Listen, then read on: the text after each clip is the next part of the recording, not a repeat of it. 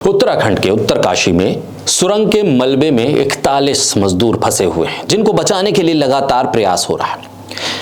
अभी तक इन मजदूरों में से किसी को भी नहीं बचाया जा सका है। लगातार काम चल रहा है।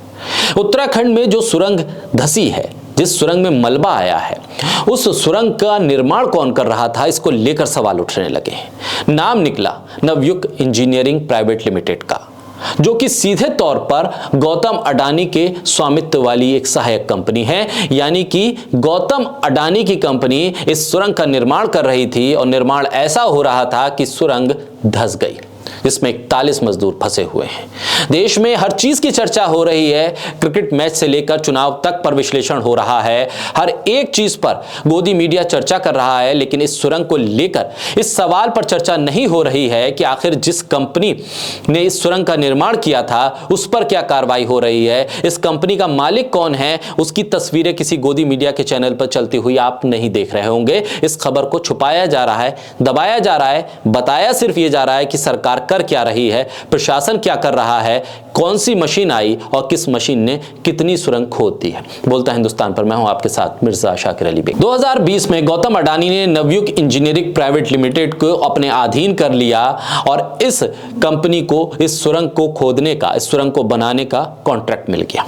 गोदी मीडिया और सरकार आपको यह खबर नहीं दिखाएगी। जुलाई 2020 में केंद्रीय वित्त मंत्रालय के तहत भारतीय प्रतिस्पर्धा आयोग ने अडानी पोर्ट्स विशेष आर्थिक क्षेत्रों को नवयुवक से उस बंदरगाह में 75% हिस्सेदारी खरीदने के लिए अपनी मंजूरी दे दी और 2021 में बाकी बचे 25% पर भी अडानी का कब्जा हो गया।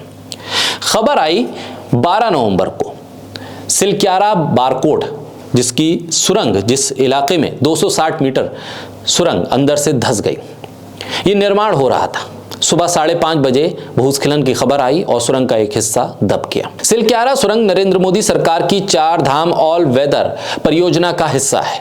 नवयुग इंजीनियरिंग कंपनी लिमिटेड सुरंग के निर्माण के लिए जिम्मेदार है। ये वही कंपनी है जो महाराष्ट्र के ठाणे में नागपुर मुंबई समृद्धि एक्सप्रेस का निर्माण कर रही थी। इस सुरंग के धंसने की खबर से 3 महीने पहले 20 मजदूर और एक इंजीनियर जान बचाने में बमुश्किल तौर पर कामयाब हुए थे। इस सिलक्यारा सुरंग संकट पैदा होने से पहले एक्सप्रेसवे के तीसरे चरण का हिस्सा, इसका निर्माण चल रहा था और तभी एक क्रेन ढह गई और साइड पर मौजूद जो मजदूर थे और इंजीनियर वो गिर गए।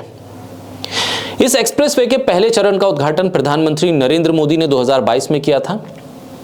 जो रिपोर्ट आई उसके मुताबिक नवयुग इंजीनियरिंग कंपनी लिमिटेड और VSL प्राइवेट लिमिटेड के ठेकेदारों के खिलाफ इस मामले में FIR हुई। इस हादसे को 3 महीने हो गए। 3 महीने बाद ये सुरंग धंसने का मामला सामने आया। उसी कंपनी का निर्माण यहां पर भी चल रहा था, जिसके पास उस एक्सप्रेसवे का ठेका था। लेकिन एक्सप्रेसवे हादसा मामले में 3 महीने बीत जाने के बाद भी जांच में कुछ नहीं निकला। अब एक बार फिर उत्तरकाशी में सुरंग के निर्माण और इसके धंसने के बाद नवयुग इंजीनियरिंग प्राइवेट लिमिटेड का नाम आया है।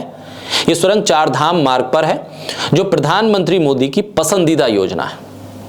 इसे पूरा होने पर न केवल यमुनोत्री के तीर्थ मार्ग को 20 किलोमीटर तक कम कर दिया जाएगा, बल्कि प्रमुख हिंदू तीर्थ स्थल तक हर मौसम में कनेक्टिविटी भी मिलेगी।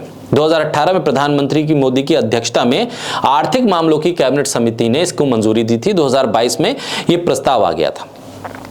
अभी 2000 जो विस्तार चल रहा है वो इसी के तहत चल रहा है। 2020 में नवयुग को एक महत्वाकांक्षी परियोजना ऋषिकेश कर्णप्रयाग रेल लिंक परियोजना भी मिल गई थी। यानी कि अडानी की कंपनी को लगातार कॉन्ट्रैक्ट मिल रहे हैं। अडानी जिस कंपनी पर भी हाथ रख दें वो कंपनी उनकी हो जा रही है। लेकिन इस काम के दौरान अगर कोई हादसा होता है तो उसकी जिम्मेदारी तय नहीं हो रही है। अडानी का नाम इस वक्त किसी भी खबर पर नहीं है।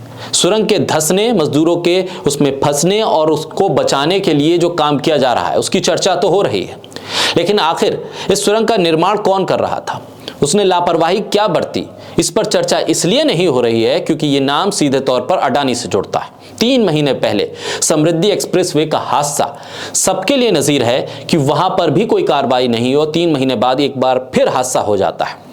इन तमाम हादसों और खबरों को छुपाने के पीछे क्या अडानी के साथ सरकार की मिलीभगत है, ये सवाल इसलिए भी उठ रहा है क्योंकि विपक्ष लगातार अडानी को लेकर सवाल पूछता है तो जवाब न बीजेपी के पास होता है, न मोदी सरकार के पास, और न गोदी मीडिया इसको चलाती है।